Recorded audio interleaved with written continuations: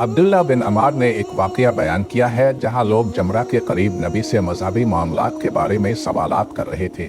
शैतान की अलामत वाले 3 सुतून, जहां हज की रस्म के दौरान कंकरियां फेंकी जाती हैं। पहला सवाल किसी ऐसे शख्स के बारे में था जिसने रमी जमरा पर कंकरियां फेंकने से पहले कुर्बानी का जानवर हादी ज़बह किया। आपने जवाब दिया कि वो शख्स आगे बढ़कर रमी करे, ऐसा करने में कोई हर्ज नहीं। दूसरा सवाल इस शख्स से था जिसने कुर्बानी का जानवर ज़बह करने से पहले ही अपना सर मनवाया था। फिर नबी ने इस शख्स को मशवरा दिया कि वो आगे बढ़कर ज़बह कर ले, कोई हर्ज नहीं है। इस तनाज़ुर में नबी के जवाबात से अहम नुक्ता यह है कि अपने लोगों को इबादत करने की इजाज़त दी, हाँ वो मुकर्ररा तरतीब से न की गई हो। इन हालात में पैगंबर की नरमी हज से मुताल्लिक़ बाज़ मामलात में लचक पर जोर देती है और ये मोमिनों पर गैर ज़रूरी मुश्किलात का बोझ डालने के बजाय मजहबी फ़राइज़ की अंजामदही में सहूलत फराहम करने के उसूल को वाज़े करती है।